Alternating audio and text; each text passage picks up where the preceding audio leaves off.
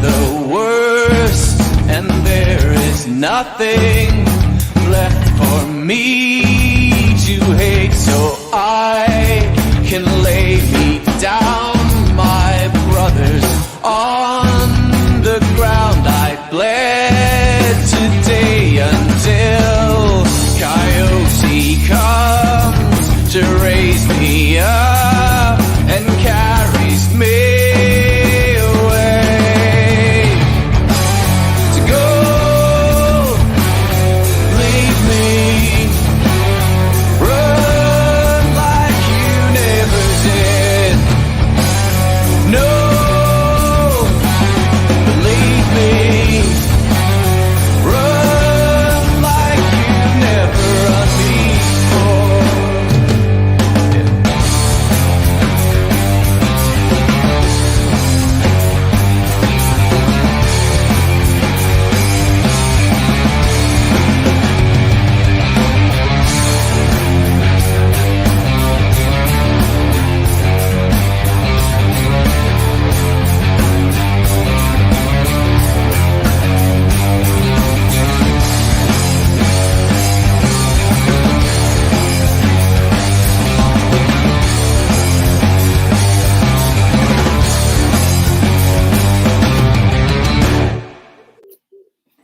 Hello everybody, welcome to the Scottish Rugby Podcast brought to you by the Scottish Rugby Blog. I am Cammy Black.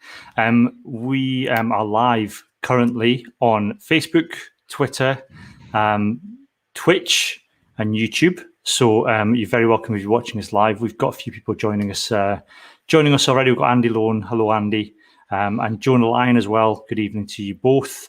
I'm joined as always by John Anderson. Good evening, John. Evening, folks. You may also see at the bottom, I'm going to take him out of the stream because it's not fair for you all to watch him struggling away. Craig Manson is joining us this evening. He's got some sound issues, so Craig will be joining us at some point this evening to kind of give a... John can have all the fun by talking to Edinburgh, can you, John? Oh, really? Oh, like, how quickly did I volunteer to come on this week? After the Glasgow game. 81 minutes. After the Glasgow game, it has to be said, John. It was. It's when you volunteered. So, yes. Hello, Craig. Good evening. Craig's joined us now. Ciao, Bello. How are you doing? I'm all right. I'm impressed, Craig. You've got your own roadie there. Yeah. John, I'm going solo here. Had a wee panic just at the last minute there with not being able to hear you. I could see you, and you could see me, but I couldn't hear you. So my apologies. Which is absolutely fine for a for a video podcast is fine, but given that we go out as an audio podcast too, maybe we would have struggled a wee bit. Yeah. It's me and John just interpreting your various sign languages. Well, let's see how much Glasgow chat we get tonight, and you'll see other sign language later on. I was just about to say, can you quickly, for the viewers at home, can you sum up Edinburgh's performance in one sign language? No comment whatsoever. I'm keeping my hands to myself. No, actually, maybe I shouldn't. Anyway, that's a different story.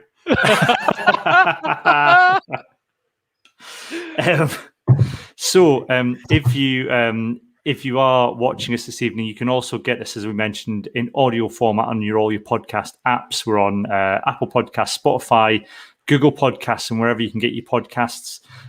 We also have the blog, which is scottishrugbyblog.co.uk, where you can get Craig covers Edinburgh. You've got John and Iain doing bits and bobs about Glasgow. We've got other people contributing, Chris Murray as well, with various bits as well. We also have for some very special people, we've got our Patreon page, which is patreon.com/Scottish Rugby Podcast. And if you go there for the price of £3 a month, you'll get entrance to the Richie Vernon Thunderdome, where you get ad-free versions of the podcast. And you also get little mini versions of the podcast where we take out all the jokes about Craig interfering with himself, on camera and things like that. And you just get the rugby chat.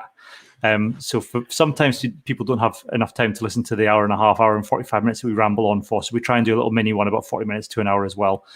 You also get exclusive episodes as well. We try and do those once a month. So this month, probably next week or the week after, we'll be doing our hardest Scottish players of the 2000s. I think, John, possibly in July, I think maybe what we might do is try and choose Scotland's greatest ever lion. Ooh, that sounds fun. I mean, it's going to be a bit of a retro look. Let's be honest. Yeah. Probably. Like Alan Dell, that's Scotland's greatest lion. best scrummage percentage of 100% scrums. That's Not that. many British lions can say they've got 100% No. scrums against, and it was against the head as well, was it not? No mean feat. No mean feat. No. So we'll do that as well. So that's for Patreons only. So if you go to patreon.com/Scottish Rugby Podcast, you can access to that. For £5 a month, you get access to the very, very exclusive Dougie Donnelly Members Lounge. And for that, you get our eternal gratitude. Plus, we'll also read your name out on the podcast as well. So we've got quite a few people in there, and we're very grateful to them. We are also sponsored by Manscaped. If you go to manscaped.com/Scottish Rugby or manscaped.com and use the promo code SRP, you can get 20% off plus free shipping on a wide range of male grooming products. We did have a complaint once from a lady who said, why are we not sponsored by a female grooming products? And, we're open to it. I think if we've proven anything, Cammy, it is that we are game for these sort of things. We will probably, if there's a wee bit of money involved, we will be there. Yeah, opening of the letter, we'll be there. I'm happy to. If Veet want to sponsor this podcast, then I'm happy. But who's to say? I mean, it's called Manscaped, but I'm pretty sure that it's a downstairs trimmer. I'm sure ladies could make use of that. I can't vouch for whether you can use the ball toner or the ball deodorant anywhere else. I wouldn't want to give that advice. Ladies, your hands. You can. They are, but as John said, they're very, very good for hands, especially people that you run the bass guitar, John, aren't you? No, I'm on drums. Drums, it seems on the bass, but Iain on bass, yeah. So yeah, very good on the hands. Like I said, you can they've got a wide range of products. So they've got the trimmer for downstairs, but it does work elsewhere as well for things you need to trim. Ball toner, ball deodorant, lovely wash bags as well. Plus a nose hair trim, which I do use, which is very good. Obviously, the nose hair trimmer does not extremely good. Does not pinch. I will say that. So you can go and I'm at the age. I'm 39 now. I'm getting hair in the ears and stuff. It's all it's deeply upsetting. There's a lot more to come, Cammy. There's a lot more to come. I'm 48, and it's just downhill for there. Do not tell me that, guys. I am already hirsute, to say the least. So if there's more to come, I don't know. I think we're going to have to get some more sponsorship, Cammy. Yeah, see if I can extend the Manscaped sponsorship just to say that we're not getting any younger, but the hair keeps coming. Keep it coming, guys. Maybe that's why we do so well. Maybe that's why they keep extending our sponsorship. It's because the age demographic of our listeners are men in their late 30s, early 40s who keep finding hairs in places they don't want hairs to be. That's the only explanation. Well, if you remember rightly, when the sponsorship started, we were actually on the podcast that night joking about how hairy we all were, and then it popped up. Yeah, and then they emailed us and said, "Would you be interested?" So, what we were discussing, I think, at the time was whether or not trimming improves athletic performance. Yes, that's right. Whether shaving your legs was good for your good for obviously for swimmers. Yes, athletes I think believe that it helps. I'm not entirely convinced that in rugby that's going to. Shave your legs, get a wee bit of baby oil on there, off you go. What you do in your own time, John, is up to you. If nothing else, you'll smell quite nice. So. If there's any referees listening to him, we used to have Rudy Campbell, but he's quite a successful referee these days and off on the international circuit. So I don't think he'd come down and deal with our nonsense again. But if there are any referees listening, can you tell us, is in the laws, are you able to slather yourself in baby oil before a match? I'm just, catch the slippery guy, catch the slippery 15, he's there covered in baby oil, away up the pitch. They had to at least stop chafing, I suppose. Yeah. Well, that's true. I don't know. I know they had to change the law on the sleeves after David Soul, because there is a specific law now that says you're not allowed to tear your sleeve off. That's right, yeah. The Soul law. But I don't know. If anybody knows, write in. let us know, or if you're watching live, comment. Tonight then we've got a couple of things to talk on. I mean, the main thing that was announced today, I suppose we should get out of the way, because I feel like Craig, John's going to have plenty of fun, later on. So let's have some fun at John's expense. But Benetton have won the north section of the Rainbow Cup. Did I ever mention that I was half Italian?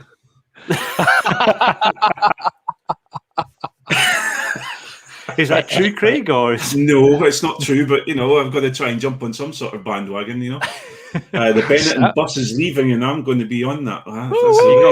Have you got a Benetton shirt? Maybe I'm going to have to invest in something like that. But no, I think that's. I'm enjoying the apoplectic views and the nuclear messages on Twitter, which are quite fabulous to look at.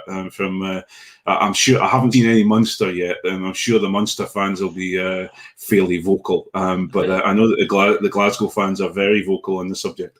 So, I mean, for those of you that maybe don't know, essentially the Ospreys and Benetton game has been called off because there's a coronavirus outbreak in the Ospreys camp, and it's been recorded as a 0-0 draw. But because the fault is on the side of the Ospreys squad, the Benetton have been awarded 4 points, and as a result, nobody can catch them at the top of the table, regardless of any further results. So Glasgow 19 points, John, I think, or 18. Yeah, it's 18, I think. And then Munster were on 15, I think. So feasibly, they could have tied at the top with Glasgow. Glasgow didn't have any more fixtures anyway. Oh, no. So Benetton essentially are going to go away and be utterly torn apart by Pools if that game goes ahead. Have you watched any of the South African games? They are going to be utterly creamed. It's going to be like, you see the Exeter Newcastle the other week. There was like 73. So it was like, the way I described it to someone was like, when you get drawn against a really, really good team in the cup, and you're no such a good team, and you go there and you're like, we're just here for the bevy, but actually you get utterly scudded during the game. The ref calls it after 60 minutes. That's what's going to happen. Well, that may be your Glasgow perspective there coming in there. I would say that there is a chance, because to be how would I put it, to be as spawny as Benetton have been over the time, I think that they are on for all the way. They're going all the way. And let's not forget, John, why are Glasgow in the position that they're in? Who could they not win against? Come on, John. So I am not as apoplectic as some regarding this, because we do only have ourselves to blame, given that Benetton, having lost 15 out of the 16 games in the regular season, promptly scudded Glasgow, all ends up. It's a very strange turnaround form. But having watched Benetton the last couple of weeks, they are really, really scraping it, like it's skin of the teeth stuff. I really think we're going to see it'll work really nicely for their narrative as well, won't it? Be like, oh yeah, look, the new boys are coming in, and look how competitive they are straight away. They're winning the title of this made-up Rainbow Cup that's not actually a thing, but for the sponsorship thing, it clearly is.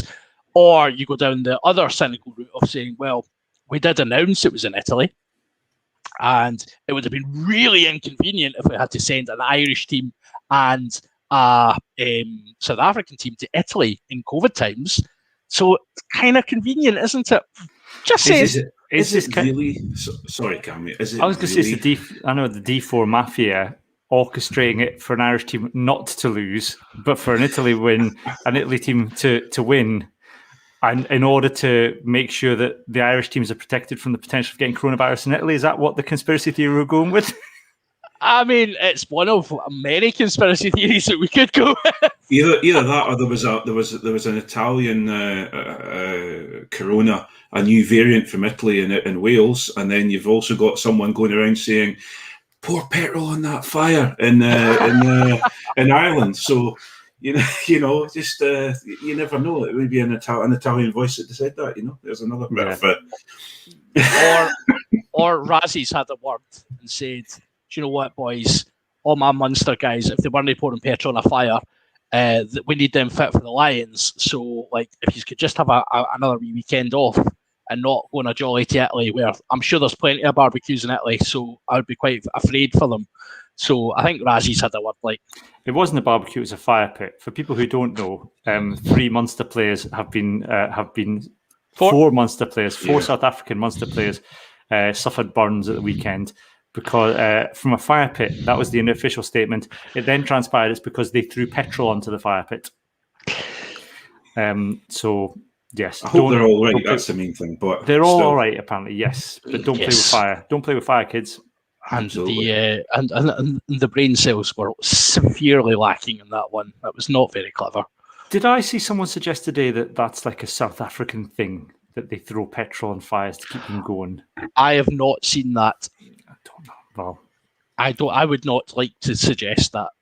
But if any South African listeners can confirm whether you regularly throw petrol on fire, and have you got third-degree burns or any other sort of injuries from your fire pit, please let us know. It's not. I mean, it's not a great smell. Anyway, it's not what you want from it. But it's better than throwing a tin of links on it, though, isn't it? I think that doesn't just apply to fire. Well, I mean, normally you would say kill it with fire, but even links, no, you can't.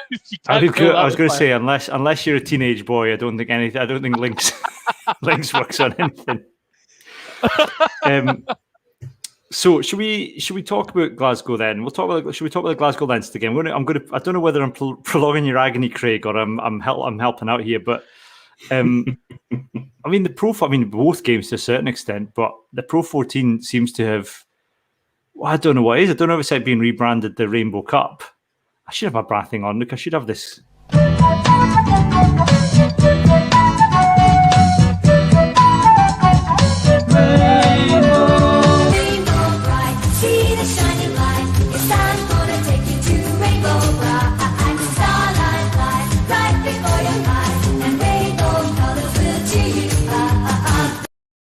That's probably the last time we'll play that jingle, so enjoy it because they're not calling it the Rainbow Cup anymore.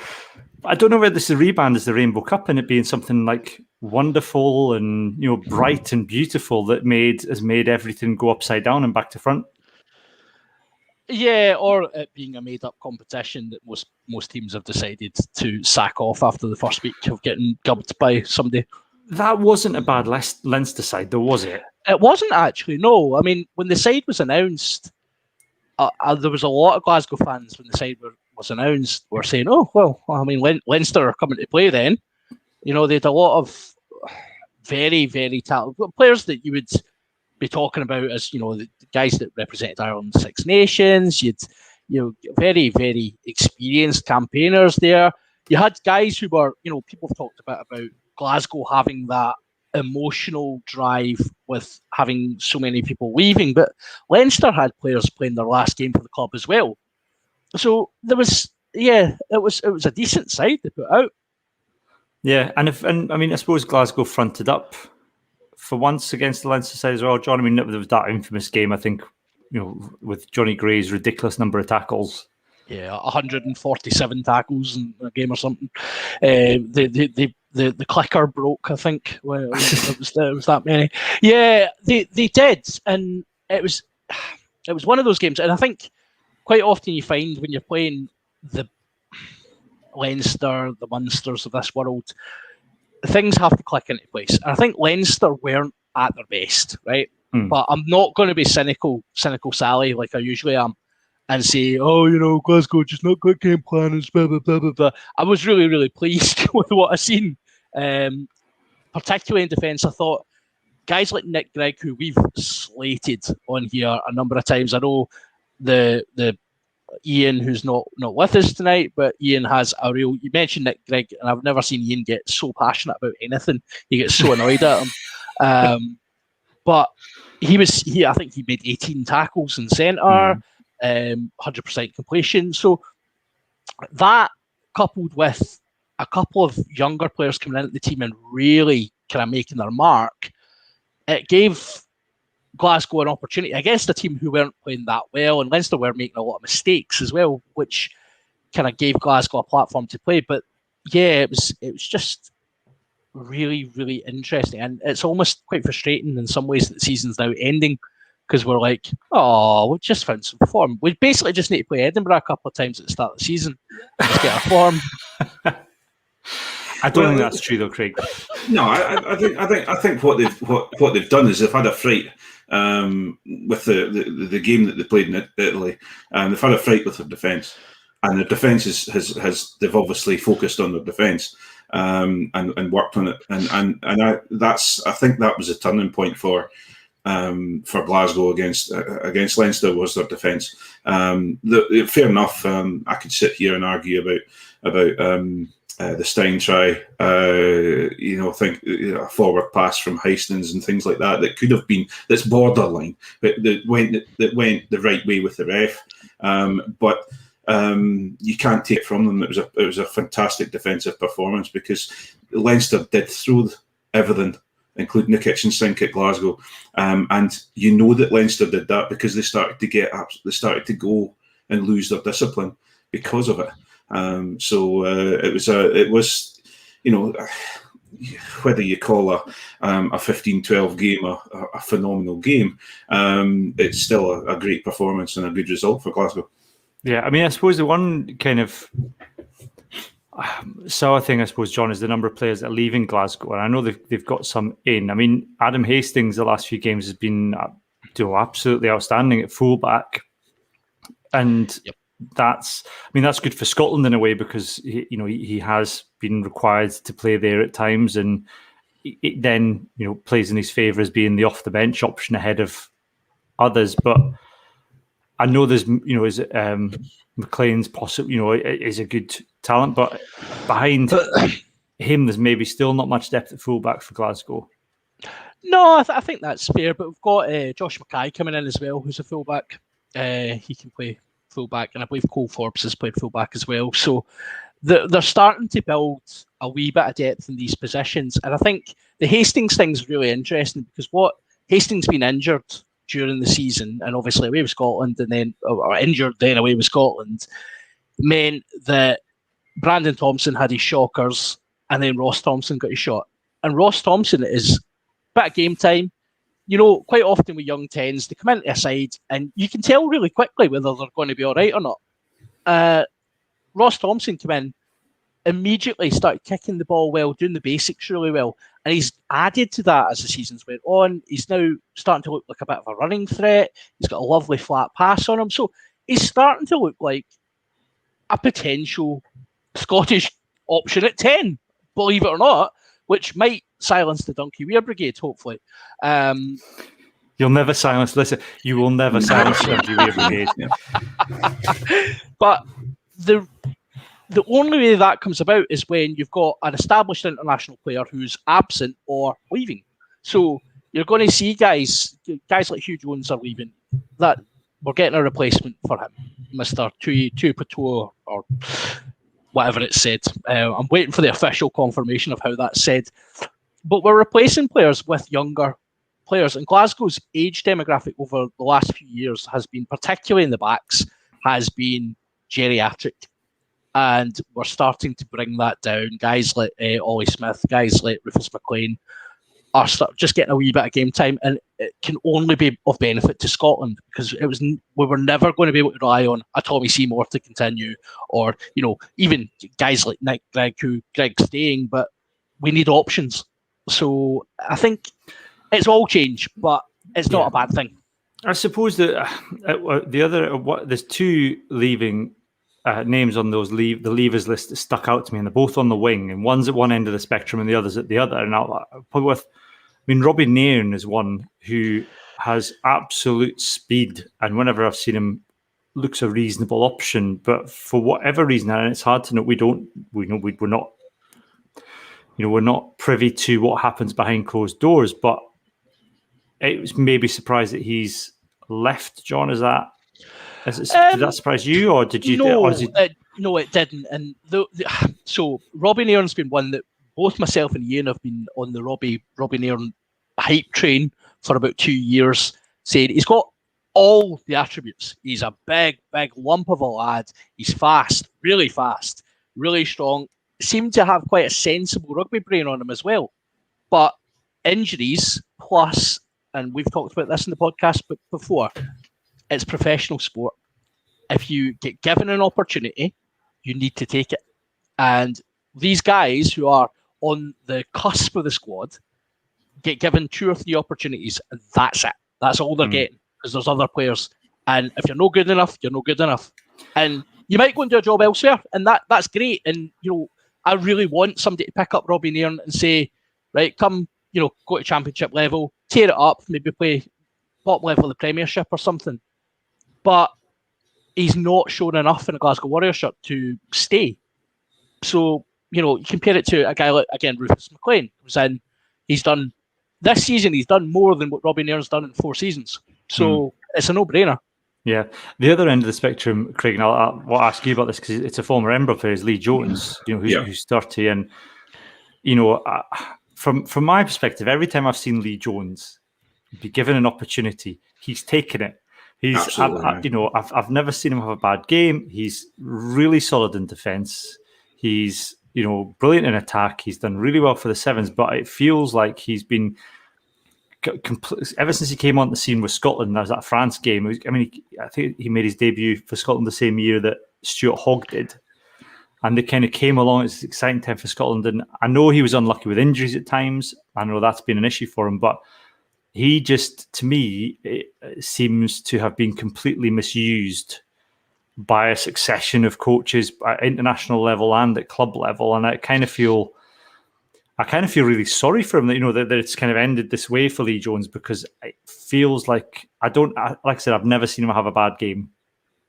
I have to agree with that. I've never, especially when he came back for Glasgow this season, or was it this season, or was it just the end of last season? End of last season. He was particularly standout. I thought his defence, when Glasgow were maybe not defending as well as they could have, or as well as they are just now, he was standing out. He was rucking over the ball as well. He was always quite strong in the ruck. I think he just suffered from doing well, getting injured, and then somebody else got the chance and they took it with both hands. And I think, yes, I agree that I don't think he's been utilised well by both Edinburgh or Glasgow or even Scotland. But I don't think, if you look at it, I don't think that either Edinburgh, Glasgow or Scotland have suffered because he wasn't on the team sheet. Because so I guess that's kind of, it's a difficult one because I'm gutted for him, because it's sitting at 92 appearances for Glasgow. He's an ideal opportunity to be a Centurion for the club. Yeah, it's interesting as well to think about. So again, he's 30. A lot of the guys that Glasgow have got moving on, maybe you wouldn't consider Lee Jones to be one of the big earners, but he's not going to be cheap. He's a Scottish international. He's a Sevens specialist who is probably looking for his last contract. So the negotiation there is not going to be as cheap as it could be. And I think there's an understanding with the budgets that both sides are, whilst we're bringing in players, it's players that are going to be cheaper than the players that are leaving. And in Glasgow case, that's definitely true, because Tommy Seymour, British and Irish Lion, is not going to have been cheap. Nico, when he came back, probably was cheap, but signed an extension. So again, these players, Hugh Jones was on an absolute wad. So replacing these players with cheaper options is great for the budgets in the current climate as well. So maybe Jones, I'm just speculating, because I agree with you both. I think Lee Jones, every time he plays, you know what you're getting from him. He's consistent, he's solid, he has enough pace about him to still be an option. But he's lost out to younger, more exciting talents, shall we say? Yeah. The other announcement this week for retirement, and this surprised some people. I mean, I knew he was down at Newcastle, but John Hardy's announced his retirement from rugby as well. Just kind of said that the body can't take it anymore, which is, given he's playing in such an attritional position, it's now maybe not surprising. But he's another one. I know, obviously, we all know what happened or allegedly happened at Edinburgh. And, I wasn't the reason he left Edinburgh in the end, but it must have played into it, Craig. But again, he's another one who you think, he was a guy that, he came along and I think changed the way Scotland played particularly with the back row, because before that we were still persistent. I think Vern Cotter had come along and at least acknowledged that we needed to play with one open side rather than two blind sides. Yeah. But then for him to come along and be like, well, we can play with two open sides here and do it successfully. They had the John Hardy, the Hardy Cowan and Denton short-lived partnership that nearly got us to a semi-final of a World Cup, and it's another one that feels, and again, I don't think this is necessarily down to the fault of any coaches or the SRU. I think it's probably all just circumstances. It feels like it's another kind of waste of a talent in a way. I don't. Well, it's difficult because obviously what happened or what allegedly happened is down to him. And that's I think John Hardy. Well, the big thing for me is that Hamish Watson, Jamie Ritchie, all have someone to thank, because they were coming through the ranks in Edinburgh when John Hardy was at his ball hunting prime, and I can imagine no wonder he's sore, because the amount of times when it was the Wild West at that point in time in the rucks. But they were hard chargers. Blair Cowan was a hard charger and good over the ball. John Hardy brought the Crusaders, not the Crusaders, the Highlanders way up to hunt the ball and keep it alive. And I think that Jamie Ritchie especially was part of the youth team at that time and coming through in Edinburgh. And there's no way that he had nothing to do with Jamie Ritchie. I'm sure they all worked together, and Jamie Ritchie and Hamish Watson have both come forward. And I think it's changed Scottish rugby. I might be being over dramatic here, but everyone's looking for a good ball hunter now in Scotland, and we're known for that. Yeah, and I think that's fair. I think that's probably a fair assessment, John. That it's we were kind of toying around with the idea of open sides. I know I certainly see on John Hardy's Instagram, Jamie Ritchie and Hamish Watson absolutely full of praise for. I know Watson's given interviews in the past about and even John Hardy has said, Watson and Ritchie just ask him questions all the time. How are you doing that? What are you doing? How are you doing it? So I think even if, as much as his Scotland career maybe ended in the way that nobody would have liked, his influence continues. Yeah, I think that's fair. And I think the thing he's not given credit for was when he came on the scene.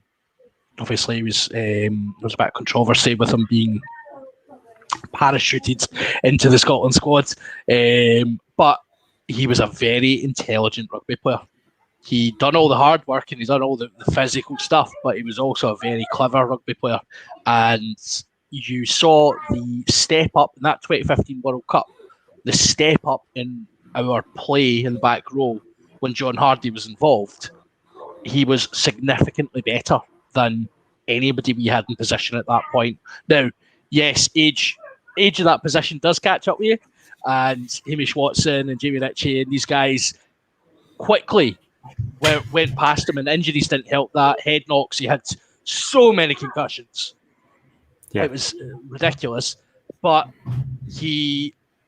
because of how he left, he's kind of not given the credit he deserved. I agree with you guys. I think he did change the way we played.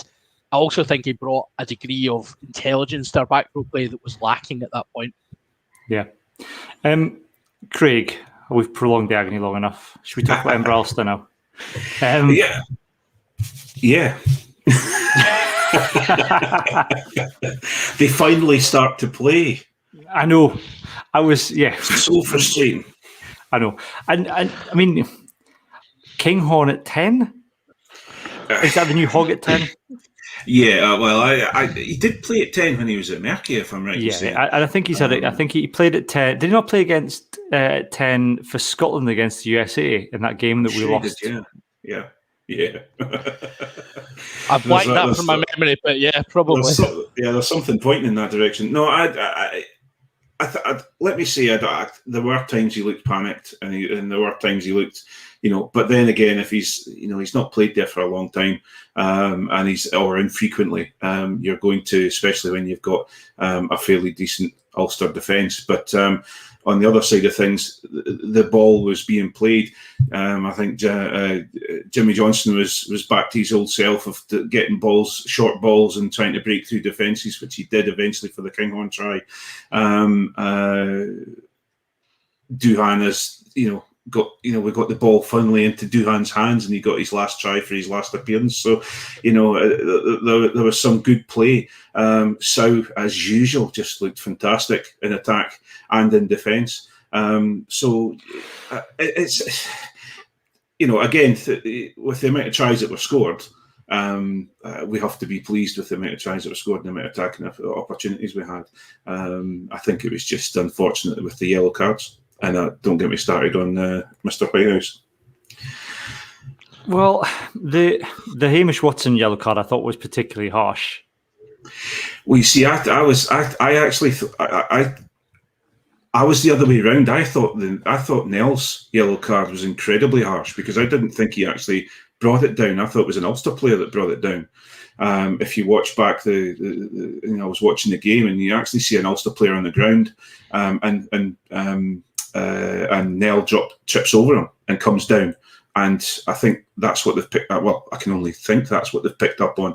Hamish Watson, he was just trying to deal with, again, Blair Kinghorn's throwaway offload that didn't know where that was going. But and really to have to, so he was just trying to rescue the situation, and it was just unfortunate. Yeah. The young hooker, I quite like to look at him. I can't remember his name. I had the name, but my tab has disappeared. But I can't. Patrick Harrison. He looked absolutely. I thought he looked really good. There was a point where, Ulster were through, and he absolutely chased the player down and made 2 tackles in quick succession. Yeah. And I felt really sorry for him because in that time that he made those 2 tackles, that was enough time for the defence to reset. But it didn't.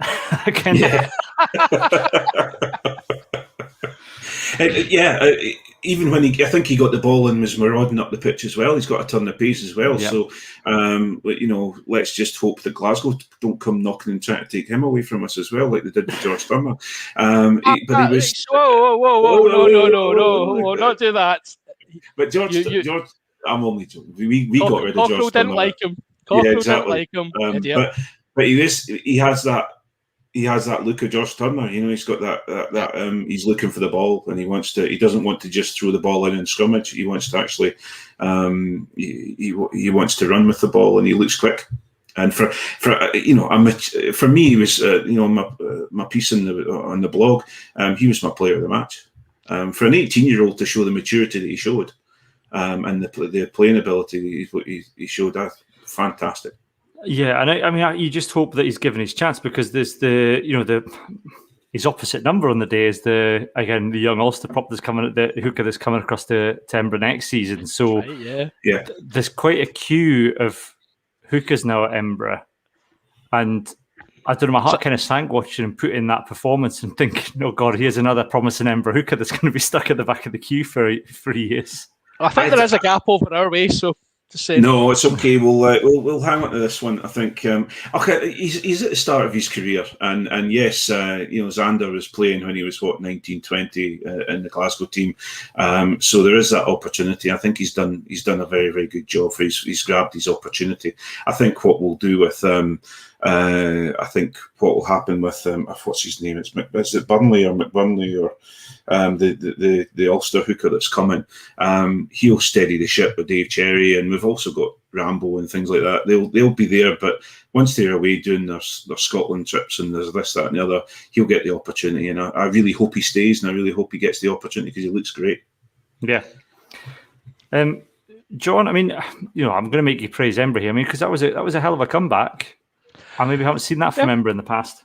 Yeah, they dug in, and you could maybe make the argument that the first 10, 15 minutes of the game, Edinburgh absolutely and utterly destroyed Ulster, and you were kind of looking at it going, I was surprised Ulster came back in a way, because I was thinking, well, they've got out to play for.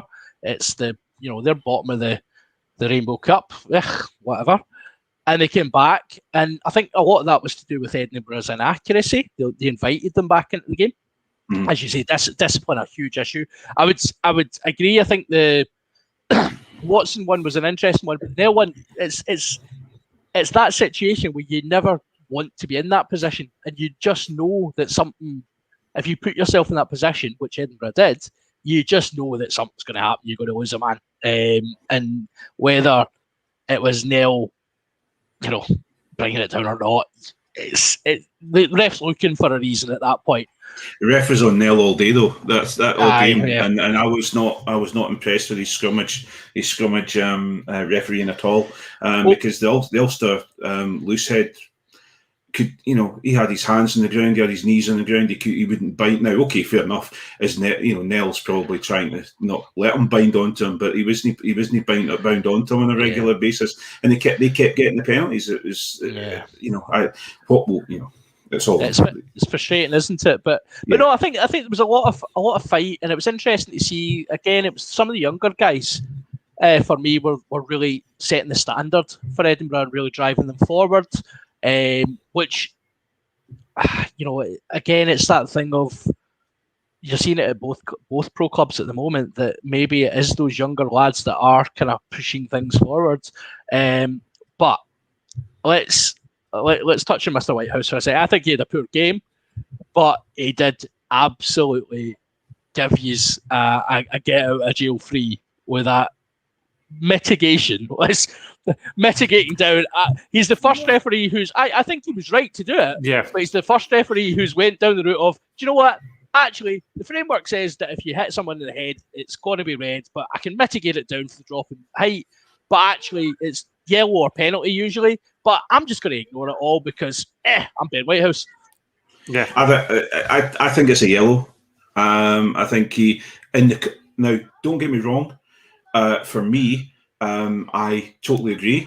I would far prefer the referees to have the ability to do what he did. But couldn't the current framework at this moment in time, if that's Wayne Barnes, that's a yellow. Yeah, he's not going to turn around and say no, just play on. It's a yellow card, and unfortunately, what I'm looking for and what we all look for is consistency. That's all it is. Yeah. And if we're trying to stop head knocks and we're trying to stop all of this, we're going to have to swallow it sometimes and say, well, at this moment in time, it's a head knock. It's a clear shoulder at the head. Now, fair enough, the guy's tackling properly, but I suppose the argument then isn't it? I suppose that should he be attempting the tackle at all in that situation? It's such fine margins. And I know it's such fine margins, but then that's maybe the behaviour that they're looking for. That if you have attempted a tackle on somebody that's already been tackled, in essence, just because he's a small guy that's slipping down, even if you're already in a position to tackle, then there was at least a second worth of decision to make to go, well, my teammate has already tackled him or is in the process of tackling him. I need to back off here rather than going in for a double tackle or going in for the jackal. I wonder whether that's the way that they're trying to go, like you said, Craig, by being so rigid in enforcing the discipline, is actually trying to discourage the double tackle. So unless you're going to squeeze, be able to kind of properly do the choke hold up tackle, is stopping the double tackle when someone's already on the way down. Which, in the spirit of unintended consequences, which often these law changes have, you remove the double tackle from the game by doing that. What you then have, you have 14 men lined up across the park going, I'll just hit the next guy and I'll hit the next guy. Defences, the game is, we're already talking so much about how much defence is on top. If you get to a point where you just encourage one-up tackling and you try and prevent those double tackles, you're either going to have defences just spread right across the park, not complete the breakdown, and just wait until an opposition make a mistake or kick it away, or you're going to have absolute carnage at ruck time because you're going to have so many more players available that they're just going to pump 3, 4, 5 bodies in and missile format, and then we're going to see people with bad injuries from that. So it's, I mean, I get what they're trying to do, and I think it's absolutely right, but I think a degree of sense needed to be applied there. And I think yellow is probably reasonable, but it has to be done in a sympathetic way, sympathetic to the players. But on a separate point, I mean, Wayne Barnes, yeah, that was yellow, but as you said, consistency. Any other Pro 14 ref, I think they would have given red. Yeah, I think it's I'm paraphrasing Jeff Goldblum in Jurassic Park here, but life finds a way. You know, defenses and attacks find a way, and that's the joy of rugby, right? That the laws. There's no other sport I can think of where the laws change so constantly to deal with it. One, to deal with issues, but also to provide new challenges. For one, it's safety, but I also think it's constantly providing new challenges to attack and defense coaches every time they change the laws.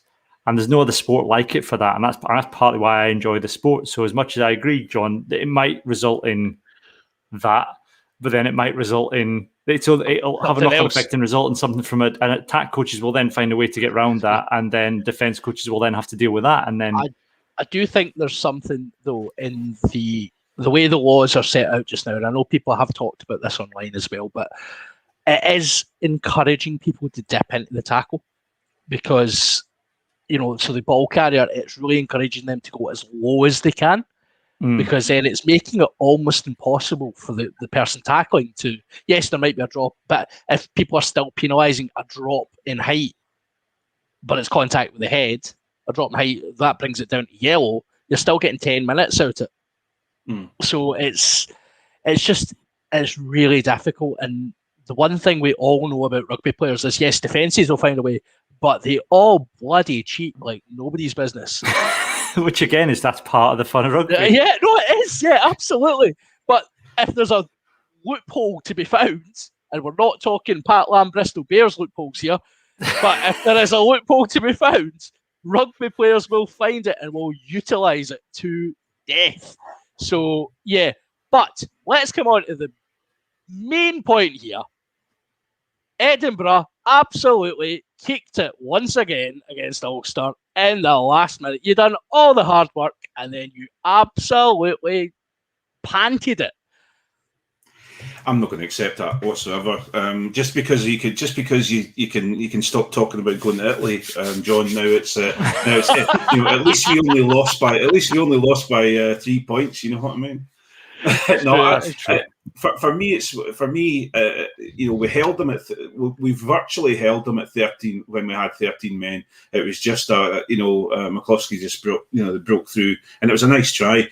So you can't disagree with the result as such, especially with the stroke of luck that we got from the helping hand we got from Mr. Whitehouse. But I think I'm incredibly encouraged especially with the young guys that came on. And I honestly think that Edinburgh will take pre-season and we'll see. I think it's going to be I think both Glasgow and Edinburgh are in good shape for next season. Because I know they've got Glasgow have got a lot of players going. We've had a small amount of players going, but they've been quite, but they're having to reduce squads anyway because they did bring in quite big. They have built their squads up to quite big with all the different competitions that have been on. I suppose the difference is, isn't it, that Danny Wilson's having to do a complete rebuild and root and branch kind of, sorting the wheat from the chaff. And Richard Cockerell's been there and done that, and probably been there and done that in when budgets were more healthier at the pro clubs. But he's now being so that might explain, I suppose there hasn't been the same volume of leavers at Edinburgh as there has been in Glasgow, because Richard Cockerell's already got a good idea of who he wants and where his strengths and weaknesses lie. But I mean, he's still been forced to use young players, I think, Craig, and that's been interesting. I mean, you've got Marshall Sykes has had a run of games after being in and around the Edinburgh squad for a number of years, and Ben Muncaster thought was good. I thought Ben Muncaster was great. Yeah, you're absolutely right, Cammy. He did a great job. Even Hutchison took a good try. He plucked a ball out the air that Purgos had put about six yards above his head, he a nice step in through the tackle and took a nice try. So you got to. I've got to. I was negative the last time I was on. I'm being positive this time. Yeah, and even at scrum half, I think I think Henry Purgos, I think is probably he's come at the end of his career. Probably, I think as a as the scrum half. Remember, I've got Ben Vellicott coming in next season. I know there's he's not going to ride in like some white knight and solve all of Scotland and That's when Finlay Christie will come over and he'll be the white knight. The ginger knight. Finlay Christie will come over, riding Ben Vellicott into Scotland, and then it'll just be a beautiful scrum half mishmash. Yeah, Absolutely. So, but I thought Charlie Shield looked. There's something more about him. He's got almost. He's almost been quite angry when he's played. I don't know. He looks very passionate. Is probably the word I'm looking for, but that's not a bad thing. He looks like he cares, and it's nice. And I think that's maybe what Edinburgh have. I think Cockrell's seems to me he's getting to a point where he has a squad of players that care, and it's maybe taken a few seasons to get to that point. It's nice for Charlie Shield to be involved against a strong team, up against a strong team like Ulster from the start, and he was allowed to play his own game rather than try to overplay to get us out the mire. That although we were in the mire with 13 men, etc. But I think I didn't notice Henry Purgos coming on, but. Charlie Shield, when he started, you knew he was on. Look at the start that we had in the first two tries. So I really, we just need to play him more, and we need to. He's like George Horn. He's just in more game time. Yeah, Henry Purgos. I thought when he did come on, looked like a pervy English lecturer from a university. He had the slick back hair, those kind of. And the dodgy tash. And the dodgy tash. Just the guy that kind of pervs on all the young students that come in first year. That's what he looked like. Is that Sanders slander? We should be very clear. We are not insinuating in any way, shape, or form that Henry Purgos pervs on school kids. I was going to say, I'm not going to insinuate in any form that he's an English lecturer. That's it. So Henry Purgos is an English lecturer. That's this week's Sanders Slander. And the creepy Xander slander kind of fits into it, doesn't it? Would you like to Xander slander?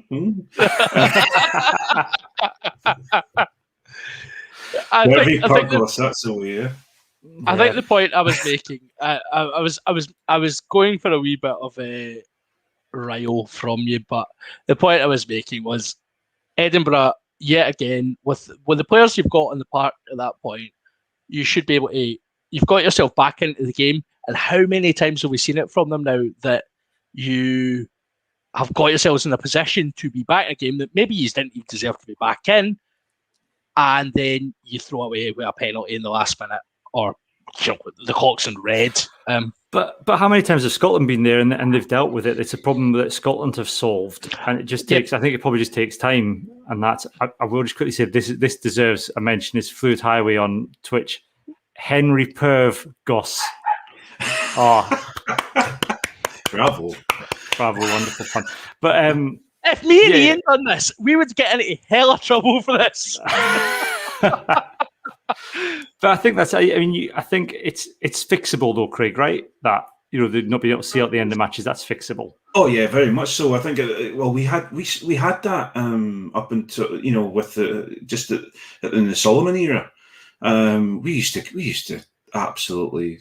In fact, we had the point, if you remember, up against Ulster 3-4 years ago. I think maybe Cockrell had just started with the team, but Donkey Weir got us out the mire, and we did the same. We did the opposite. We did the same thing that they did to us. That Madigan did. Donkey Weir got the kick in and took the game. So away from home. So I think. Yeah, it's fixable. I'm just pleased to see them throwing the ball around a little bit more. The wingers in the centres getting the ball and distributing it a little bit more. And obviously, the greatest human getting a try is always worthwhile seeing. So keeps the prop love coming on there. There we go. Ironically, I thought he was going to try and dot it down at the bottom of the post after his antics where he was lifting the post up to put the ball underneath. There we go. He done a George Turner, which was good to see.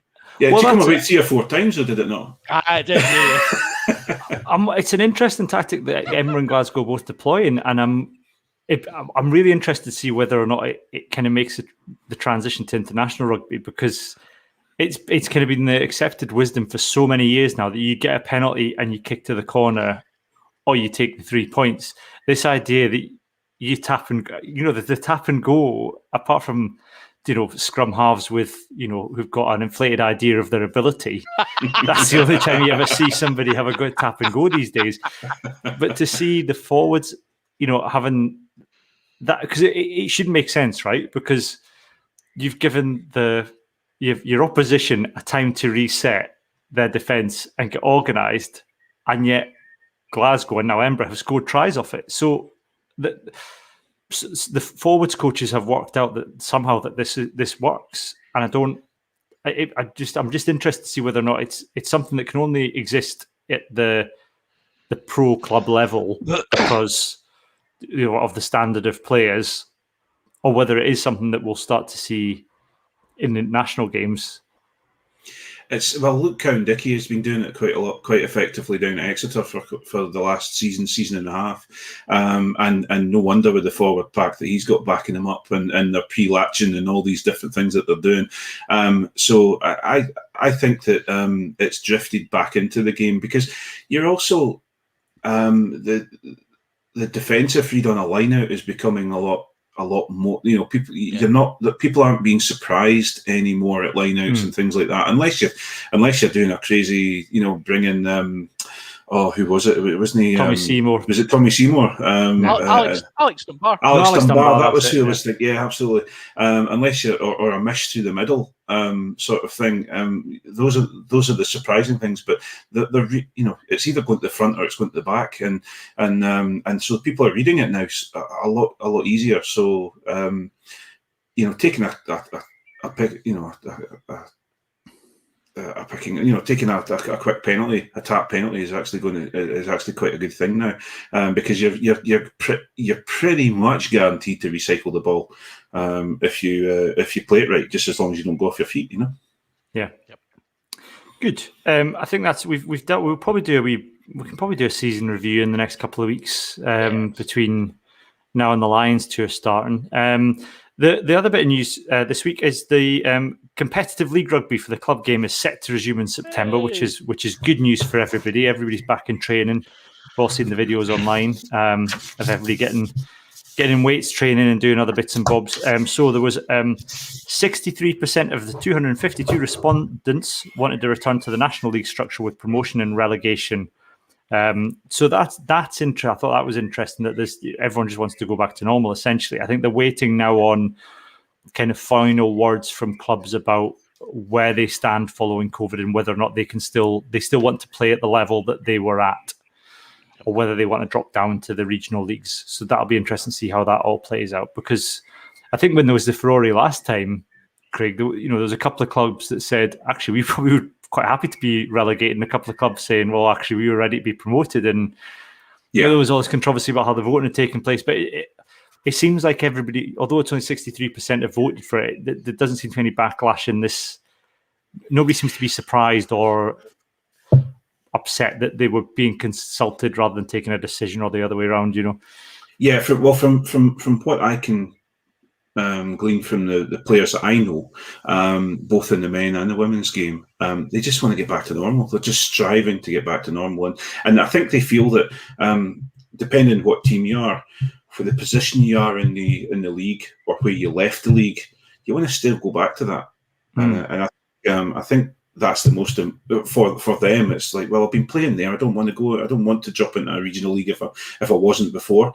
We feel we're better than that almost, So it'll be a suck it and see, because you can imagine I'm sure there's going to be a few teams that have lost a hell of a lot of bodies because they've scattered during COVID times, and during lockdown they haven't been able to train. They've found other teams to go to train with, etc., that are maybe more local because they travel to their usual to their club to play. So it'll be an interesting suck it and see to see how we go. I know that very much the women's squad I was involved with coaching, they are very much we are staying where we are. We want to stay where we are. We don't want to go back to regional. We want to be in the National League. So I think the clubs hopefully have listened to their players. Yeah, it's interesting that we've now got you on here, Craig, because of course when the leagues return, Berwick and Howe will be in the same league. Yes, yeah, absolutely, and we'll hopefully we'll show you a clean pair of heels the next time rather than the last time we met. I'll say no more. So for those people that get upset about the amount of time that I mentioned Berwick on this podcast, which is any time I get the opportunity, to be honest, you're now going to have to put up with Craig talking about Howe Fife and John. Of course, you and Iain have picked up the boots again. We have, yes, we're down at Bishopton. So I'm currently nursing a wee hamstring injury, which I promised the coach I was going to do a 2-hour podcast special on. Get a few of the boys on. Does that come and go, the hamstring injury, John? No, it was a proper hammy injury. It wasn't just oh no, we're doing fitness work. Oh, tight hamstring. Oh no. No, it was a proper sniper in the crowd moment, which was a bit of a shame for me. My body wasn't quite ready for that burst of pace that I didn't know I had. You see, I always tend to. It wasn't injuries for me. I tended to just drift slowly out onto the wing. Oh, so yeah, I've heard a lot about the prop winger fraternity. This is apparently a thing that you props do, where you kind of just gradually, and then you pop up on the end of like a beautiful back smooth, and then it's like, oh right, okay, brilliant, we've got a prop finishing on the wing. Well, we have got to turn the pace, these things happen. Yeah. So I like how Cammy dismissed that really quickly. Did you see that? Just boom. Moving on. I don't know how to go with that. But yes, Iain's picked up his boots for the first time. He attended his first proper rugby training. It hasn't been seen since, but he did attend. Yeah. So he is old. He's called off. He's called off tonight as well. So crap call-offs needs to get a return. All right. Absolutely. Yeah. And that is, well, I should mention that actually now training's back. One of my favourite ever sections that we've ever done on this podcast is crap call-offs. And what we want you to do, if you go to the club and people are calling off training or they're calling off games and the reason is utter rubbish, let us know, because we have had some absolute crackers down the years. I think we've had guys calling off for hair appointments. We've had someone had a big tea on the Friday night and was still full on the Saturday. We had a laddie. That was a prop. We had a laddie who went pony trekking with his grandma. This was a senior. That was a senior player as well, by the way. We're not talking youth rugby there. There was the prop that went to the opera. Call off, couldn't you go? Had tickets to the opera. We had the guy. Now this is it seems to be all props. What's all this about? I know. Well, I cannot vouch for. I think the haircut might be in a bad. The haircut was obviously a back. Obviously, yeah. Yeah. We had the guy in it was in South America. This was we've got a couple of listeners in South America. The chairman of the club who couldn't make it to training because he'd been thrown out of his mother's house. It's the chairman of the club. So I still always go back to my favourite being the offshore guy and the submarine. Those were my favourites. The guy who there was a guy. So there was we had one guy who got stuck on an oil rig because it got hit by a submarine. Yep. And then we had the other guy write in to say, I couldn't play that weekend because I had to go and repair the oil rig in a diving bell. Beautiful. What a small rugby world we live in. So yes, get in touch if you can go. If you email podcast@scottishrugbyblog.co.uk or find us on Twitter @ScottRugbyBlog or @CammyBlack. Keep it anonymous if you want to. If you want to name and shame, we're more than happy to do that too. It's you breaching the general data protection regulations, not us. So we're going to do that. On that note, we have got one of our regular features, and we've got a very quick one of these. Well, we're low tie and we're low close and doggy bop on in speedos, but I just want to know, did you see the legend that's Dougie Donnelly? Yes, it's Where's Dougie Donnelly. We haven't had one of these, or we haven't had many of these recently, but it's because everybody's indoors. Nobody's really going out, and you're socially I mean, you're 2 meters from somebody, you've no idea who they are. That's, you just kind of, I think that's the standard thing. You're 2 meters Or you've from no somebody. idea what's in their shopping bag. Exactly. So we can't, maybe you've seen somebody be just like, oh, I've seen them, but they're not doing anything interesting. Rather than the time someone saw Dougie Donnelly with his bag for life and could give us a detailed description of what the bag for life is like. That's the sort of detail we're after. Anyway, Andrew Young has got in touch via my Twitter DMs, and he says he's got a Dougie Donnelly for you, lovely folks. He's currently doing training for the RAF, and for the past few weeks, I've kept seeing someone who looked familiar, but I couldn't put my finger on why. I was scrolling through Twitter today and saw that Scotland International Sarah Bonner has posted a picture in RAF uniform saying she was about to commission as an officer in the RAF. Turns out I've been on a course behind her, living in the same mess this whole time. Huge congratulations so huge congratulations to Sarah Bonner on that as well. So if you've seen anybody going out and about, then do let us know, and we'll do it on Where's Dougie Donnelly. We're going to move on. Let's do this now.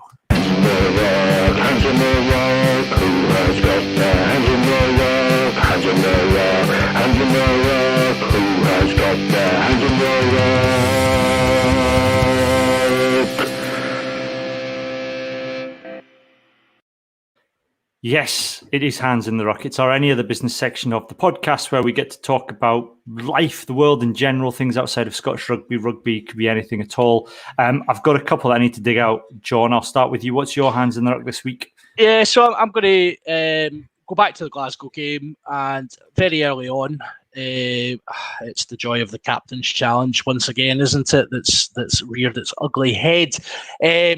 But in this instance, it wasn't the captain's challenge that was at fault. It was the TMO who couldn't actually find the right video. Spectacular failure from them. So we'll escalate how this actually plays out. But basically, Sam Johnson off the first line out, which Fraser Brown's very clear when he's telling the referee what he wants to challenge, off the first phase of play from the line out, he gets hit by 3 Leinster players and then goes down. And he's down for a significant period of time. He then gets back to his feet and kind of waddles about, doesn't look terribly comfortable on his feet, but it's a massively long phase of play. Glasgow are then at the other side of the park. They play a pass to him. He chips it and gets smashed late. And eventually play comes to a close. Fraser Brown challenges the first play. He says, off the first phase of the line out, Sam Johnson's been hit high, swinging arm. Can you check it? Very, very clear instructions. The TML then proceeds to check the second one, where Sam Johnson has been hit late, but not high, and checks it over and over and over and over. And then they decide, actually, no, there's nothing at fault here, because there isn't, without checking the actual thing with captain's challenge. We then lose our captain's challenge for the rest of the game because it has failed. We didn't get foul play. Ridiculous situation. TMOs, I don't know what it is about TMOs in the Rainbow Cup, but they have just lost the plot. They have not... Bring back Ben Skeen. That's all I say. Oh, careful, John. Whoa. Bring back the Skeen. Because he would have that. He would have check, and check again. No, I mean, I think it's amateur o'clock. Are they on Twitter, do you think? You think that's scrolling through this game's mad, I can't even follow this. I know, what a nonsense. I mean, if you're going to introduce something as controversial as the captain's challenge, then you need to have the bloody footage to back it up. It's just amateur o'clock, and I was really... Aside from the fact we've got an Irish referee refereeing an Irish team, which is just, I mean, that's pro 14, pro 16, pro 12 madness at its best anyway. But it just really, I've not seen that recently, and I was really surprised about it. And because of the captain's challenge, because it has an impact later on, where there's instances where, well, Adam Hastings gets his eyes raked, and everyone's going, well, why didn't Glasgow captain's challenge that? Because we lost our challenge. Yeah. Because some idiot couldn't find video. That was actually my Hands in the Ruck. is, and I know I've had the Sands in there up before, and it kind of falls on for the Adam Hastings thing, is it's when the competition account tries to do banter. So the Pro 14 did this, tried a meme, and this is the problem when, old people like me try memes and we don't really understand what we're doing. This is what happens. They'd photoshopped Leinster kit onto the Hulk, and then they had Adam Hastings as Loki being beaten up. And you're like, look, I know somebody has spent a long time colouring that in, right, rather than watching the game. But that's not a justification for putting out, because actually, yes, he was targeted, and that's fine. But the fact that there was footage circulating online showing a Leinster playing, attempting to gouge Adam Hastings' eye, then looks poor taste when the official competition account is like going, ha ha ha. Look, they beat. I get that they're trying to do content, and I get all that, but I kind of think I don't think they need to be commenting on things in that way. That's not their job. Well, when they share an office with Leinster management, I'm sure it's probably fine. I was going to say that, the Pro 14 who are based in Ireland, who all their TV side of things is Irish based, and do you really honestly? No, I agree with that. With World Rugby, the 4 up from them. Absolutely, yeah. No, I agree with that. It's what, but then it goes back to the whole thing of the Aussie and New Zealand smash. What's the word? They bring all the clips of the biggest hit this week and all this and that. Now, okay, fair enough. It's that's what people used to equate rugby to, and it's exciting, etc., to see these guys getting hit. But it's we're trying to get rid of that just now. We're trying to get rid of. I'd like to see a big smash, but it's a legal one, and they tend to correspond to the illegal smashes, and it's difficult. But going back to your point, John, about the captain's challenge, I think if they're going to keep something like that, I would probably prefer it to come from a coach rather than from a captain, because they've got the TV screens in front of them, and they can communicate it a little bit easier than someone who's breathing through their backside and has entered a few rucks and had their heads given to them a few times, Yeah. Well, that's absolutely it. There's that whole thing with there's the time limit on it as well. Like if play stops, you've got 20 seconds to captain's challenge because you don't want the water boys bringing on information. And we fell foul of that last week, or the week before last, sorry. And it's like, it seems like it's a half-baked idea that someone's went, do you know what, that sounds like a brilliant idea, let's do captain's challenges, because then they can't complain if they and it's nonsense. It's just poorly managed, poorly controlled. And in this instance, actually, like I've heard various captain's challenges where you're absolutely right. The captain's barely been able to articulate a sentence because he's playing a game of professional rugby.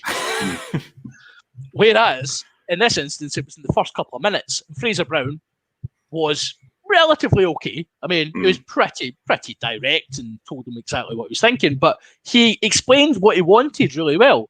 And yet they still couldn't find it. It's just, I think I think you're right, Craig. It could so easily be coach communicating with the TMO. Yep. That's not hard. Because that's the TMO does that anyway. The TMO is going to have to say check. Yeah. So all you need to do is to say to get a message to TMO, which you're really saying, and then all the TMO needs to say is we've got to check. And in the meantime, while the play carries on, which is what happens with a TMO check anyway, that's enough time for the coach to relay the message to the TMO of what they want to check. So there'd be no different at all to a TMO normal check. Or we could get the TV producers to do it, since that's part of their job just now as well as the home TV producers, to draw attention to foul play for your sides. We often find, it's funny how when you particularly if you're playing in France, you often find that your incidents tend to crop up a wee bit more. It was funny they couldn't find that other angle of Finn Russell as handoff on Bruce Dillon. Yeah. Didn't turn up until YouTube after the game, wasn't it? They got French. Oh no, we don't have any cameras on that angle at all. Yeah, no, it's funny. every amateur video photographer in Scotland was like, well, that's the angle there. We've got it. It was 2 seconds ago. No, we can't find it anymore. Deleted. That's it. I'll come to yours in a minute, Craig. The one we had on it came through Thomas Brown, who's one as our Patreon, and then we've had another one, a similar one on the same lines. Thomas said, "Can we have a hands in the ruck about BT Sports, Healy and Kay's anti-Scottish jibes?" And this is a few weeks ago. He said, "Tonight's Bevan Rod can be saved from being Scottish was pathetic. It's not funny anymore." And then Naxis on Twitter got in touch and said, the unbiased garbage from Luke Fitzgerald on the rugby pod, just kind of the anti-Scotland players apparently are not good, not at the same level as Ireland, despite regularly beating England and France, which Ireland are struggling to do. Yet Ireland players seem better and for Lions purely because Ireland beat Scotland. And I think there is that, but I would say to both of those, that Scotland have still not won the Six Nations Championship or the Triple Crown yet. And I think until Scotland win one of those, I think at the very least the Triple Crown, which is doable, push for a championship maybe. I think that'll continue. I think the reason that Ireland, Wales and England don't get it is because they've all won it in the last 10 years, at least once, a couple of times. But so I think until we start winning tournaments rather than games, I'm not saying they're right in what they're saying, but I don't think the attitude will change towards Scotland. Do you agree with that, Craig? Yeah, we were in the wilderness for quite some time, and I would reckon you're probably finding that people like Luke Fitzgerald and all these people that have just got used to thinking Scotland is like in Italy, and we're because we are used to thinking of Italy as Italy, and so I guess it's just almost like muscle memory. And I think the sooner we change that, and just as you say, we start to win things. Now we are notorious for winning big games, games that if we can, we've moved on from. We've got used to beating England now, so now it's we've got to win in France, and we've won in France now. So now it's got to be we've got to beat Wales. We haven't beaten Wales. I think the next big one is Ireland now, and then if we can string them together, then I think. But I don't know. I just feel I'm getting more and more frustrated, and this is my hands in the ruck. Is the Lions garbage, constant? That our 8 players are only on the Lions team sheet because Tooney's there, and I think. It's everything, including, for example, and I'm going to go down the route of backing up the Irish a little bit here. There's been all this going on constantly about Kyle Sinclair. Oh, Kyle Sinclair's going to the Lions. Look at him. Look at his cheery wee face. Nobody's going, actually, there's Andrew Porter, who's been injured, playing a game that was a nothing game. He's been injured. He's out the Lions. Never mind the amount of money that he's going to lose, but also he's been given the stash, which is the most important part of all of this. He's built up. He's done all the photographs. He's going to be a Lion, and then all of a sudden it's cut short like that. And nobody is saying with all this. Oh, good old Kyle Sinclair. We're really don't get me wrong. Kyle Sinclair's a phenomenal player, and for what he did and his interview on TV was fantastic for showing the passion in a player. But it's this whole.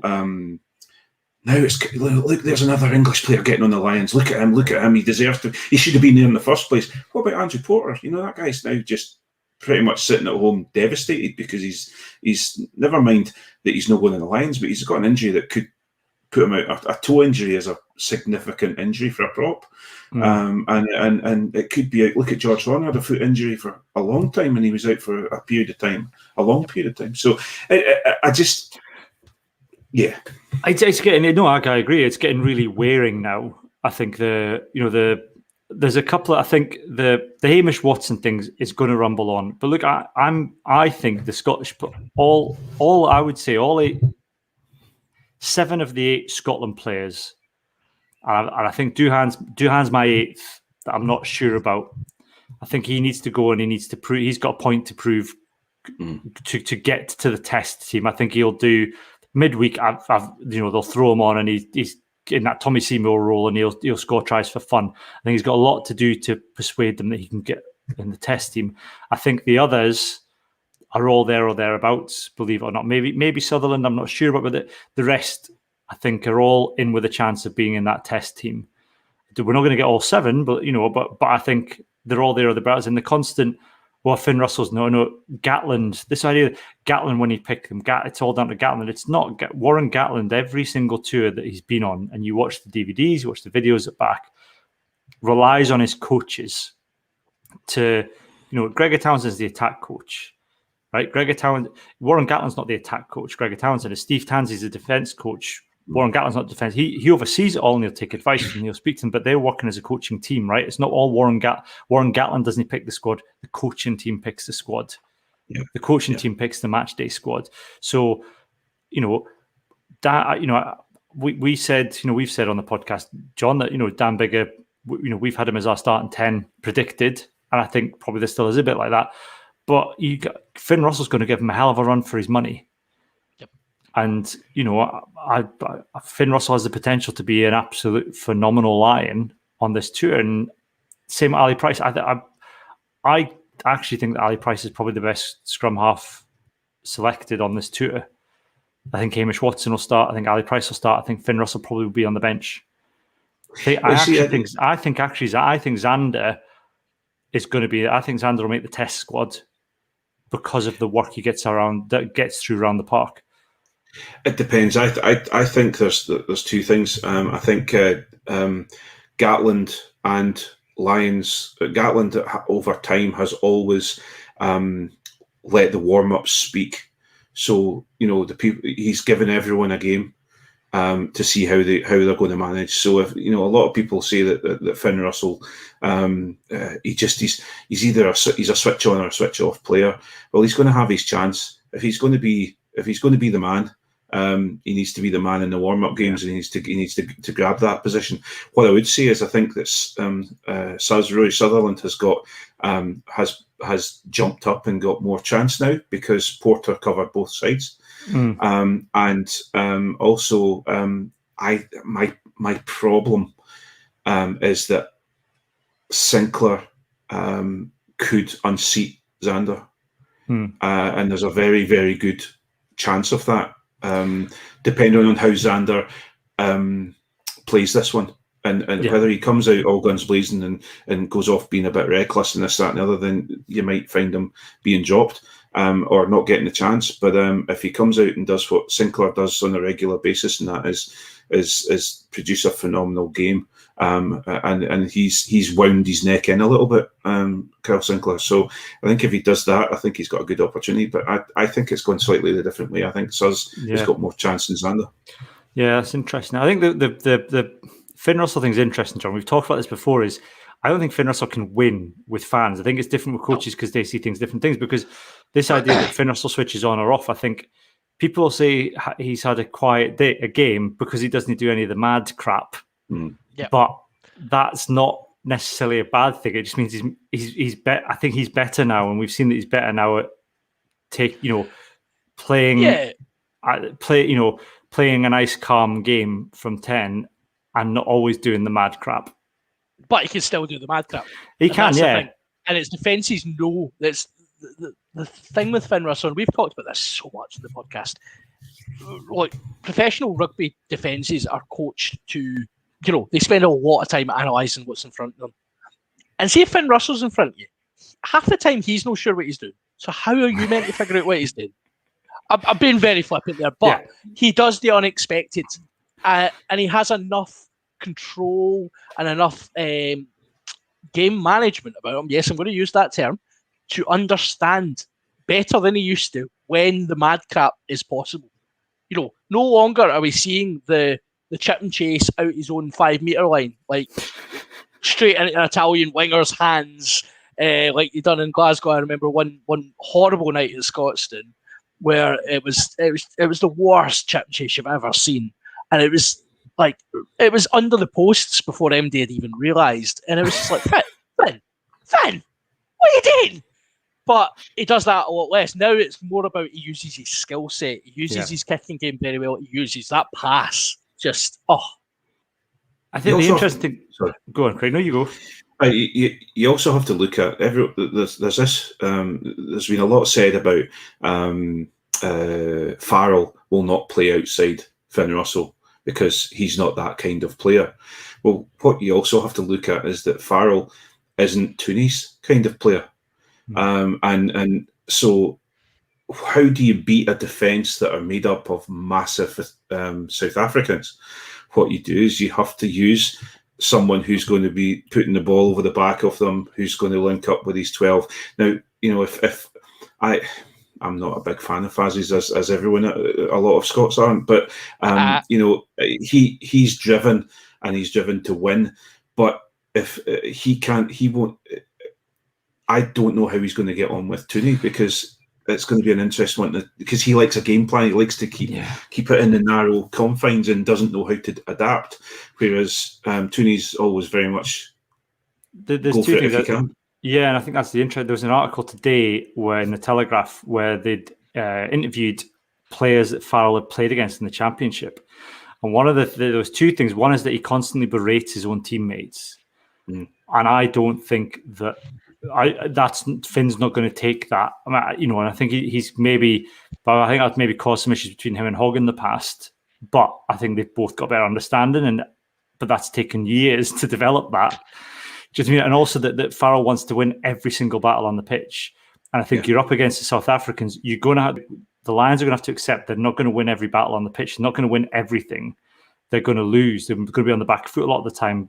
But that, if you've got the right game plan, that doesn't matter. If what you're then doing is what Scotland did in the Six Nations, essentially, which is, hang Hogg on one wing and Finn Russell on the other wing in the backfield, collect high kicks, and then just bang them, 80 metres down the pitch into the corner and keep them pinned back and play a territory game, then it doesn't matter if you're getting smashed in every tackle. And I'm not sure that Owen Farrell has the mentality to deal with that. Whereas other players might, we see someone like Chris Harris, looks comfortable playing under that pressure where, every collision is you going backwards, but you trust in the system that the kicking game is going to keep the team going forward somehow. So I don't know. I agree with you. I actually don't see Farrell making that. I can see him there as a break, in emergency break glass. But what we're discounting here, and I can't believe I'm going to be this guy because I absolutely despise Owen Farrell with every inch of my being. But we're discounting the idea that players can't adapt and don't adapt in different situations. And Owen Farrell's never worked for Gregor Townsend. So whilst all the evidence points to he is not a Townsend player at this point, who knows? Owen Farrell might surprise us and be the new Pete Horn. Who knows? And you do have Daddy joining them on tour as well now. Just for the test though. So maybe they're already suggesting that Owen will be up in the stand and they'll have Daddy Faz there with them, and it'll be like it's like a wee family out. Do you remember this is a massive throwback and a niche reference? The film Road Trip from the early 2000s? Yeah. Right? And they've got there's the really geeky character. And they basically spend the entire film corrupting him and exposing him to all these new experiences. And when his dad turns up at the end, he stands up to him. That's going to be Owen Farrell, basically Gregor Townsend and Finn Russell corrupting him for the whole tour. And Andy Farrell turns up expecting a straight-laced son. You're all right, son. He's going, Dad, why? Dad, I can kick the ball over the top of them. I can kick the ball over the top. Look, I can pass out the back, Dad. I can pass out the back. He's going, none of that fancy crap, lad. I can hold ball like a loaf of bread. Right, so what we're saying then is this Lions tour is going to be the Owen Farrell Rebellion tour. The coming of age of Owen Farrell, I'll tell you. Oh, beautiful. Beautiful. Final comment. Someone said the Lions need a dependable kicker on the park like Jenks in 1997. Does that mean it has to be bigger at 10 or Faz at 12? Farrell is not that reliable a kicker. No, he's not. And that Finn was kicking at the weekend. It was kicking fine. He's Yes. a decent goal kicker. He's all right. He's an 80+% percenter. I don't think I'm not sure there's many 90+% unless we've got no Chris Pattersons and Greg Laidlaws. Oh, I mean, Ross Thompson's up in the 90s just now. Just saying. And Hoggy's not a bad kicker either, though. So Hoggy's got a boot on him as well. So you never know. He also won Crossbar Challenge against Glasgow for Exeter a few years ago. So, Hog at Lions 10 for the last test. You heard it here first. Yeah. So that's been it for this week. Then, Craig, we did your hands in there, didn't we? Yes, the Lions covered that, and we covered everything else. So lovely stuff. We'll be back next week. We'll work out what we're going to talk about because it's no rugby, but maybe we'll do a wee season review. Sounds like a plan. What we're building up to, of course, is that I need to get my right date on this. So it's Friday. It's the Friday before the Lions match. I'm going to get the right date for this because I keep getting it wrong. So on Friday, the 25th of May at 8:30 p.m. live on our Facebook, YouTube, Twitch, and Twitter pages, we have Dodmaster, which it's our British and Irish Lions themed version of Taskmaster. We have a collection of fans, podcasters, and analysts taking part, representing all the different nations. So we've got Lee from the Blood and Mud podcast representing England. We've got Graf Prosser from the Rock and Roll podcast doing Wales. Sam Lana, whose granddad apparently knows an Irishman. He's doing Ireland. Couldn't find an Irish person to do it. We've got Johnny McGinty from How Fife doing Scotland. Go on, Johnny. And we have Johnny. Squidge from Springboks. Now, if you go to our Just Giving page, which is justgiving.com/fundraiser/Dodmaster, or if you go to Just Giving and search Dodmaster, then you can find our Just Giving page and you can donate there. The event itself is free. All we're asking for is a donation to My Name is Doddy. If you are associated with a club, what we're also asking you to do is to buy a pint at any virtual bar or donate the cost of a night out to your local club as well. If you're a local club and you're listening and you want to put this on your big screen the night before the Lions and have an event, you're more than welcome to do that as well. Let us know and we'll give you a shout out on the night. Can you clarify the date, Cammy? Because it is Friday. I fear you may have said it wrong. Friday the 25th of June. Did I say May? I think you may have. Friday the 25th of June. I may have said May. Friday the 25th of June at 8:30 p.m. We've got some British and Irish Lions reading out some tasks as well. So we will announce those close to the date. So if you go to the Just Giving page, you can donate there, and that's lovely. If you go to contestants, each individual contestant is raising money themselves because one of the tasks is to raise the most money.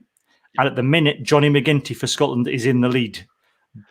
But he can only stay there with your help. And there's already been a significant amount of money raised. So we have raised so far £563. Yeah, thank you to everyone so far who's donated. Thank you. Yeah, that's absolutely phenomenal. It's kind of we didn't know how much we'd be able to raise for this, so we're delighted. If we can top 1,000, then we'll be doing well. So I think that's achievable if we keep pushing it. So please tell your friends, tell your family, share it wide and share it far. If we get to 1,000, I will definitely salute you all on my chair and do my "Oh Captain, oh Captain." Yeah, I thought you were going to say if we get to 1,000, I'll definitely donate to Johnny McGinty, but that's a different story. Well, yes. Now, as a judge, I have to be, of course, impartial, Craig. So, okay. John can donate to the main. John's allowed to donate to the main. John is one of our Dod Masters. So we have unlike Taskmaster, we don't have just one. We've got 3 Dod Masters. John is going to be one of our Dod Masters on the evening, scoring and judging. Just to check, do I get a TMO as well? No. Can I get a TMO? I will be your TMO. I'll point out any infractions on the night. Yeah, I want regular check. John, I've seen a couple of the attempts at the tasks already, and you're all in for a treat. Let me just say that. So, including a complaint from someone's partner saying, "Please make it stop." So on that note, we're going to make this podcast stop now. Thank you very much to John and Craig. Thank you very much, everybody, for joining us live. Like I said, we'll be back next Wednesday, 8:30 p.m, and it'll be available for download afterwards. But for the moment, it's goodbye from me and goodbye from John and Craig. Bye, folks. Thank you.